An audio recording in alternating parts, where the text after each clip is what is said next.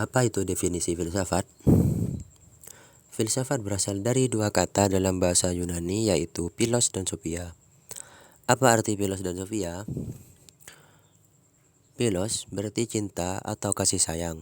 Dalam konteks filsafat, philos mengacu pada kecintaan yang mendalam terhadap sesuatu, terutama hal-hal yang berkaitan dengan kebijaksanaan, kebenaran, dan pengetahuan. Sedangkan sophia berarti kebijaksanaan atau pengetahuan. Kata ini merujuk pada pemahaman yang mendalam mengenai realitas, moralitas, dan prinsip-prinsip kehidupan. Jadi, filsafat adalah upaya spekulatif untuk menyajikan pandangan sistematik dan lengkap tentang seluruh realitas, melukis hakikat realitas akhir yang dasar dan nyata, sekaligus menjadi disiplin ilmu yang membantu kita memahami apa yang kita katakan, mengungkapkan apa yang kita lihat, mengkritisi dasar-dasar pemikiran, menjawab pertanyaan universal tentang eksistensi dan moralitas, serta memberikan panduan etika untuk menjalani kehidupan dengan bijaksana. Namun, menurut Mohatta, definisi filsafat tidak perlu diberikan, karena setiap orang memiliki titik tekannya sendiri. Dengan kata lain, definisi filsafat sebanyak para filsuf itu sendiri, tergantung pada sudut pandang dan penekanan masing-masing dalam memahami hakikat filsafat. Ciri-ciri pemikiran filsafat ada 4, yaitu yang pertama universal. Pemikiran filsafat bersifat universal karena melihat sesuatu secara menyeluruh dari berbagai sudut pandang tanpa terbatas pada satu aspek saja. Yang kedua, radikal. Pemikiran filsafat bersifat radikal karena menggali hingga ke akar permasalahan untuk menemukan hakikat terdalam dari sesuatu. Yang ketiga, spekulatif. Pemikiran filsafat bersifat spekulatif karena melibatkan proses berpikir yang terbuka terhadap kemungkinan-kemungkinan tanpa kepastian awal atau akhir, mencerminkan sifat kehidupan yang terus berproses. Yang keempat, sistematis. Pemikiran filsafat bersifat sistematis karena menguraikan dan merumuskan ide-ide secara teratur, logis, dan koheren untuk membangun argumen yang jelas dan konsisten. Ciri-ciri pemikiran filsafat melibatkan pendekatan yang universal, radikal, spekulatif, dan sistematis, yang memungkinkan filsafat untuk memandang dan menyelidiki realitas dari berbagai sudut pandang, menggali akar permasalahan, serta membuka kemungkinan baru dalam proses berpikir yang struktur dan logis. Dalam konteks ini, objek filsafat terdiri dari dua aspek penting, yaitu objek formal, yang berkaitan dengan cara atau sudut pandang dalam menganalisis masalah. Yang kedua, objek material, yang merujuk pada sasaran atau subjek yang menjadi fokus kajian filsafat, seperti eksistensi, moralitas, dan kebenaran yang dipahami melalui pendekatan-pendekatan tersebut.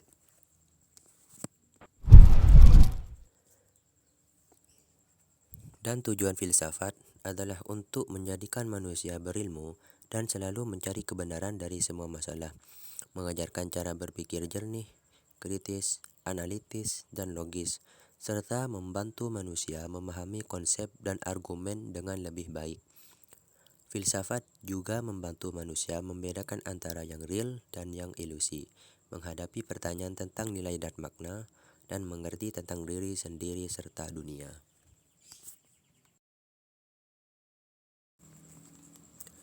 Hubungan antara filsafat, ilmu, dan agama mencerminkan perbedaan, persamaan, serta titik singgung yang saling melengkapi.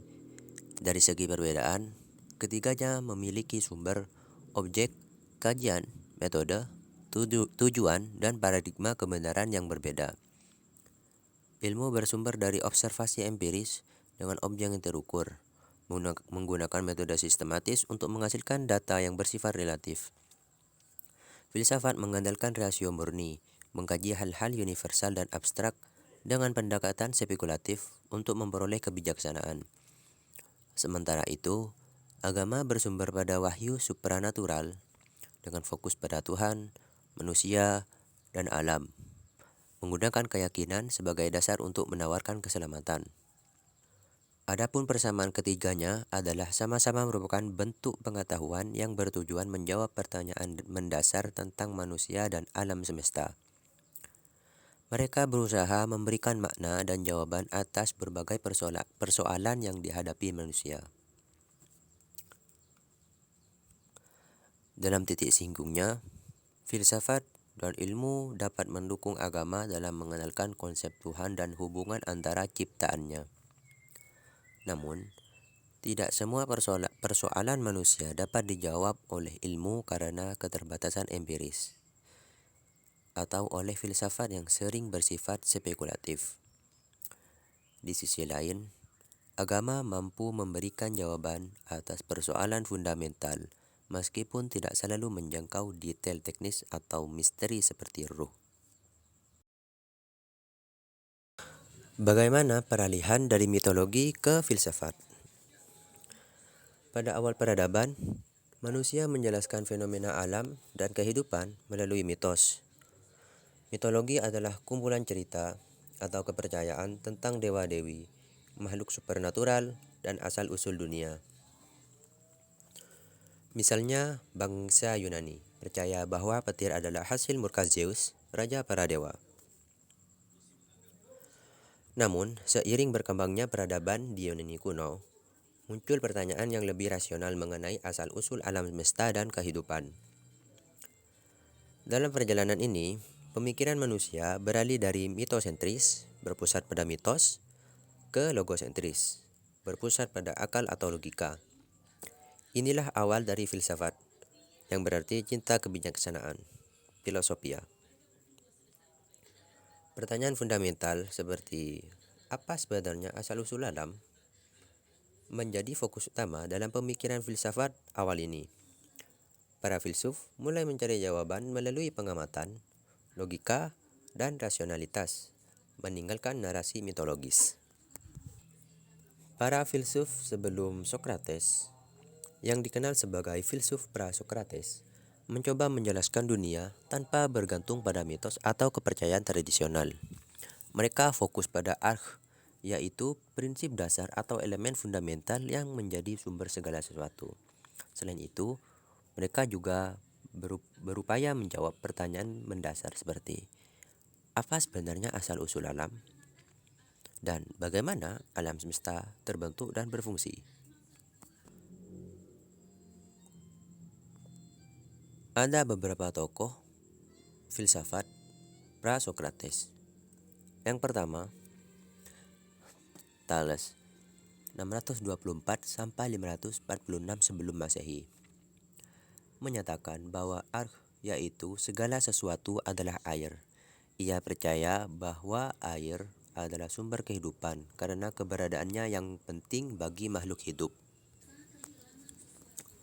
Yang kedua, Anaximander, 610 sampai 546 sebelum Masehi,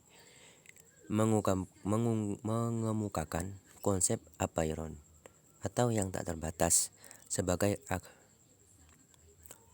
Menurutnya, apeiron adalah sesuatu yang tak berwujud dan menjadi asal mula semua hal. Yang ketiga, Anaximenes, 586 sampai 526 sebelum Masehi, menyatakan bahwa udara adalah arch. Ia percaya bahwa perubahan densitas udara menghasilkan berbagai bentuk materi. Yang keempat, Herakleitos, 535 sampai 475 sebelum Masehi, berpendapat bahwa api adalah arch. Ia terkenal dengan gagasannya tentang perubahan Pantare, semua mengalir. Yang kelima, Parmenides, 515 sampai 450 sebelum Masehi, menolak gagasan perubahan. Ia berpendapat bahwa yang ada itu bersifat tetap dan tidak mungkin berubah. Pitagoras, 570 sampai 495 sebelum Masehi, menganggap angka sebagai prinsip dasar alam semesta. Ia menekankan hubungan antara harmoni musik, matematika, dan kosmos. Empedokles, 494 sampai 434 sebelum Masehi, mengajukan teori 4 elemen dasar tanah, air, udara, dan api. Ia menganggap cinta dan benci sebagai kekuatan yang mengatur hubungan antara elemen-elemen tersebut. Dan yang terakhir, Demokritos, 460 sampai 370 sebelum Masehi. Pelopor gagasan tentang atomisme, ia menyatakan bahwa segala sesuatu terdiri dari partikel kecil yang tidak dapat dibagi-bagi, yaitu atom. Pemikiran filsafat pra-Sokrates memiliki beberapa karakteristik, di antaranya yang pertama, kosmologis, berusaha menjelaskan asal-usul semesta. Yang kedua, rasional, mengutamakan logika daripada mitos. Yang ketiga, empiris, berdasarkan pengamatan dan pengalaman indrawi. Yang keempat, naturalistis, menekankan pada fenomena alam tanpa melibatkan entitas supernatural.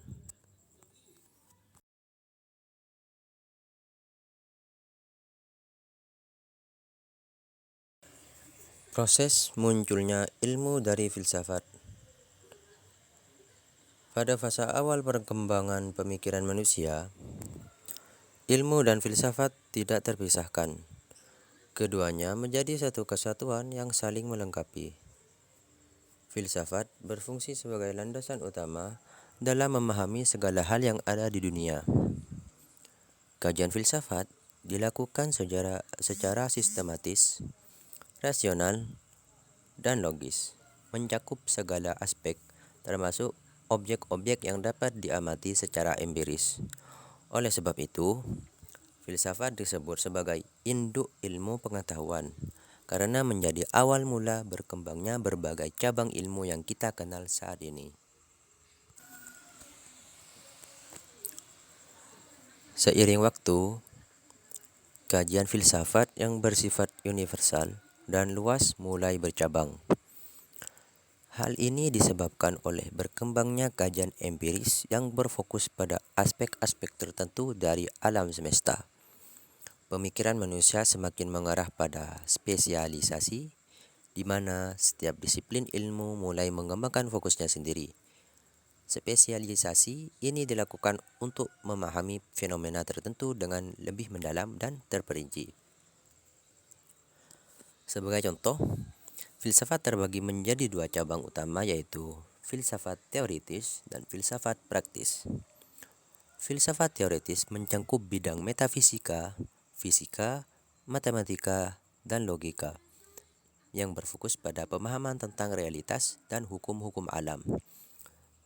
Sementara filsafat praktis meliputi bidang etika, ekonomi, hukum, dan politik yang berorientasi pada cara manusia bertindak dan mengatur kehidupan bermasyarakat. Salah satu tokoh penting dalam sejarah perkembangan ilmu pengetahuan adalah Aristoteles.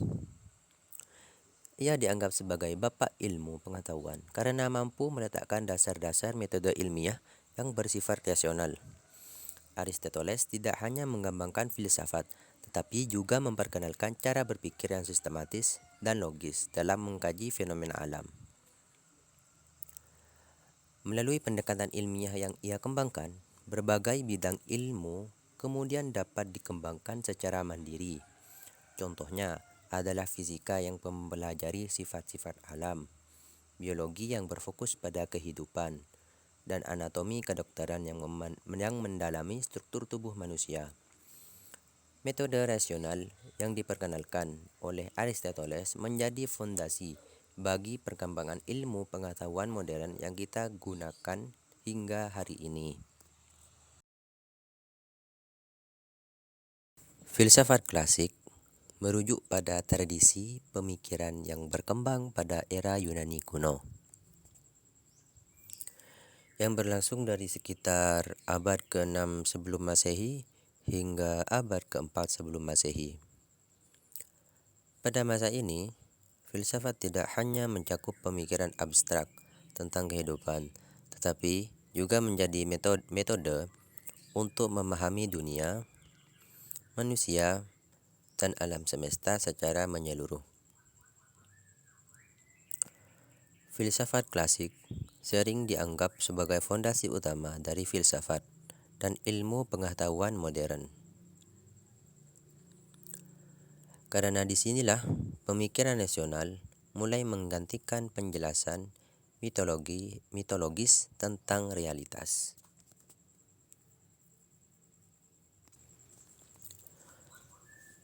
Filsafat klasik ditandai oleh pencarian kebenaran universal dan fokus pada pertanyaan-pertanyaan mendasar seperti apa itu kehidupan yang baik, apa hakikat kebenaran dan keadilan, bagaimana manusia dapat mengetahui sesuatu. Para filsuf pada masa ini mulai mengembangkan metode analisis kritis, logika, dan argumentasi yang terstruktur untuk menjawab pertanyaan-pertanyaan tersebut. Tiga tokoh utama dalam filsafat klasik adalah Socrates, Plato, dan Aristoteles, yang memberikan kontribusi besar dalam berbagai bidang seperti etika, politik, metafisika, logika, dan epistemologi. Mereka tidak hanya berfokus pada teori, tetapi juga pada penerapan praktis pemikiran mereka untuk menciptakan kehidupan yang lebih baik. Dengan demikian, filsafat klasik menjadi tonggak utama bagi peradaban barat, mengarahkan perkembangan intelektual selama ribuan tahun berikutnya. Filsafat klasik juga disebut sebagai filsafat Yunani, karena sebagian besar pemikiran pada masa ini berasal dari wilayah Yunani kuno. Meski demikian, pengaruhnya meluas ke seluruh dunia melalui pengaruh Kekaisaran Romawi dan kemudian diterjemahkan serta dikembangkan oleh peradaban-peradaban lainnya, termasuk Islam dan Eropa abad pertengahan. Pemikiran filsafat klasik menjadi cikal bakal studi akademis modern yang menekankan pengembangan logika, rasionalitas, dan pencarian kebijaksanaan. Adapun pokok pikiran dari Socrates, Plato, dan Aristoteles.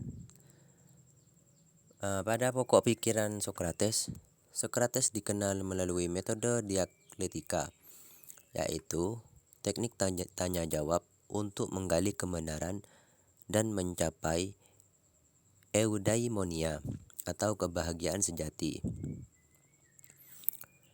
Ia percaya bahwa kebajikan adalah bentuk tertinggi dari pengetahuan. Dengan filosofi, aku tahu bahwa aku tidak tahu, yang menekankan pentingnya menyadari keterbatasan manusia.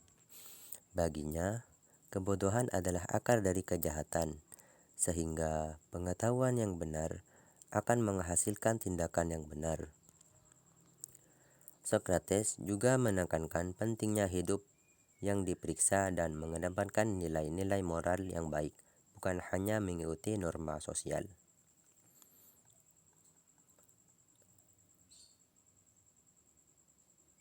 Pokok pikiran Plato. Plato adalah murid Socrates yang mengembangkan teori dunia ide yang membedakan antara dunia nyata, fenomenal, dan dunia ide yang sempurna dan abadi. Ia meyakini bahwa dunia nyata hanyalah bayangan dari dunia ide. Dalam The Republic, Plato menguraikan konsep negara ideal yang dipimpin oleh filsuf raja dan membagi masyarakat ke dalam 3 kelas. Yang pertama adalah pekerja, prajurit, dan penguasa. Dengan keadilan tercapai ketika setiap kelas menjalankan tugasnya sesuai peran. Ia juga percaya bahwa pengetahuan sejati hanya dapat dicapai melalui akal, karena pengalaman indrawi dianggapnya tidak cukup untuk memahami ide-ide universal yang abadi. Dan yang terakhir adalah pokok pikiran Aristoteles. Sebagai murid Plato, Aristoteles menekankan pendekatan empiris yang bertumpu pada pengamatan dunia nyata. Ia mengembangkan logika formal seperti silogisme dan memperkenalkan konsep substansi dalam metafisika sebagai dasar segala sesuatu. Dengan membedakan antara aktualitas dan potensialitas, dalam etika, Aristoteles mengajarkan eudaimonia sebagai tujuan hidup tertinggi yang dicapai melalui pengembangan kebajikan moral dan keseimbangan atau golden mean antara dua ekstrim. Ia juga meyakini bahwa pengetahuan diperoleh melalui pengalaman indrawi dan pengklasifikasian aspek-aspek kehidupan seperti biologi dan fisika. Dalam politik, ia menegaskan bahwa manusia adalah makhluk sosial yang membutuhkan keluarga, desa, dan negara untuk mencapai kehidupan yang baik. Apa itu pengertian filsafat Islam? Filsafat Islam adalah cabang filsafat yang berkembang dalam tradisi Islam, mengintegrasikan nilai-nilai ajaran Islam dengan pendekatan rasional dan spekulatif untuk memahami hakikat Tuhan, manusia, dan alam semesta. Filsafat Islam muncul sebagai upaya Islam untuk menjawab berbagai pertanyaan filosofis dengan merujuk pada wahyu ilahi, Al-Quran dan hadis, serta memadukannya dengan pemikiran filsafat Yunani, Persia, India yang diterjemahkan ke dalam bahasa Arab pada abad ke-8 hingga ke-12 Masehi. Tujuan utama filsafat Islam adalah untuk memahami hubungan antara akal dan wahyu serta menjelaskan konsep-konsep dasar seperti keberadaan, penciptaan, jiwa, dan keadilan ilahi. Faktor-faktor munculnya filsafat Islam. Yang pertama adalah pengaruh filsafat Yunani. Ketika umat Islam menerjemahkan karya-karya filsafat Yunani ke dalam bahasa Arab seperti karya Plato dan Aristoteles, mereka mulai mengembangkan konsep-konsep filsafat tersebut sesuai dengan prinsip-prinsip Islam. Yang kedua, kebutuhan akan penjelasan rasional. Dalam menghadapi tantangan intelektual dan perdebatan dengan pemikiran non-Islam, Yahudi, Kristen, dan Zoroastrianisme, umat Islam membutuhkan alat rasional untuk memperkuat keyakinan terhadap wahyu dan ajaran Islam. Yang ketiga, dorongan wahyu Al-Quran. Al-Quran mengandung banyak ayat yang mendorong manusia untuk berpikir merenung dan memahami alam semesta serta tanda-tanda kebesaran Allah. Ayat seperti Afala ta'qilun, mengapa kamu tidak berpikir, menjadi landasan bagi perkembangan pemikiran filsafat Islam. Yang keempat, dukungan pemerintah Islam. Kekhalifahan Abbasiyah tahun 750 sampai 1258 Masehi mendukung perkembangan ilmu pengetahuan dan filsafat, termasuk pendirian Baitul Hikmah di Baghdad sebagai pusat penerjemah dan studi. Filsafat Islam berfokus pada kajian yang mencakup beberapa objek utama. Yang pertama adalah ketuhanan, membahas sifat-sifat Allah, keesaannya, dan hubungan antara Allah dengan makhluk ciptaannya. Yang kedua, penciptaan alam, kajian tentang asal-usul dan hakikat alam semesta, serta hubungan alam dengan Allah sebagai pencipta. Yang ketiga, manusia, meneliti jiwa, akal, kebebasan kehendak, dan tanggung jawab moral manusia. Yang keempat, epistemologi, membahas sumber pengetahuan, apakah hanya berasal dari wahyu, akal, atau kombinasi keduanya. Yang kelima, etika dan politik, menyoroti bagaimana manusia seharusnya hidup berdasarkan nilai-nilai moral Islam dan membangun masyarakat yang adil. Adapun pemikiran filosof Muslim tentang penciptaan alam, yang pertama adalah Al-Kindi tahun 801 sampai 873 Masehi. Al-Kindi yang dikenal sebagai filsuf Arab berpendapat bahwa alam semesta memiliki permulaan atau asal-usul yang berarti alam ini diciptakan dari ketiadaan.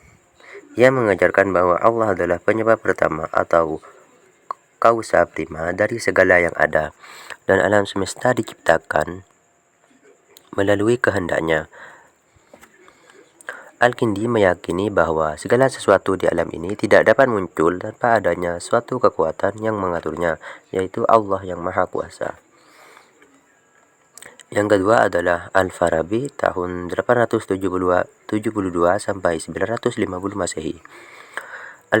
Al-Farabi mengembangkan teori emanasi yang mengatakan bahwa alam semesta tercipta melalui proses bertahap, di mana segala sesuatu muncul secara berantai dari akal pertama yang berasal dari Allah. Menurutnya, Allah adalah penyebab utama dari segala yang ada, dan alam semesta berfungsi sebagai manifestasi dari akal yang emanasi dari Allah, yang menyebabkan keteraturan dan harmoni dalam penciptaan. Meskipun demikian, ia tetap menekankan bahwa Allah adalah sumber dari semua realitas yang ada. Yang keempat adalah Ibnu Sina tahun 980 sampai 1037 Masehi. Ibnu Sina berpendapat bahwa alam semesta bersifat kekal dalam substansinya, tetapi ia percaya bahwa alam ini diciptakan oleh Allah dalam bentuk yang teratur dan sesuai dengan kehendaknya. Ia mengajarkan bahwa Allah wajibul wujud atau eksistensi yang wajib, yang menjadi sumber dari segala yang mungkin ada. Menurut Ibnu Sina, meskipun alam semesta bersifat kekal, namun penciptaannya berasal dari kehendak Allah yang menciptakan segala sesuatu secara teratur dan dengan tujuan tertentu.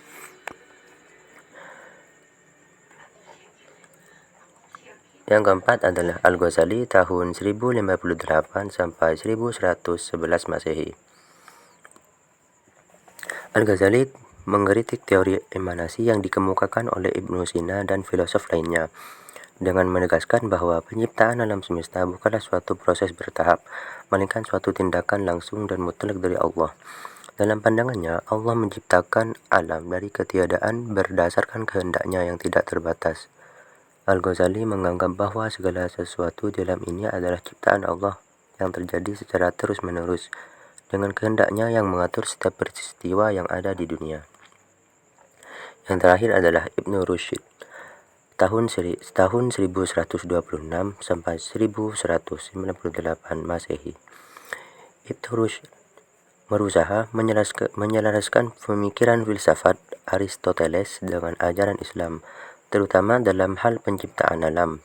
Ia menjelaskan bahwa Allah adalah penyebab utama dari pergerakan dan keteraturan alam semesta, tetapi ia tetap mengakui bahwa alam ini memiliki keteraturan rasional yang bisa dipahami oleh akal manusia.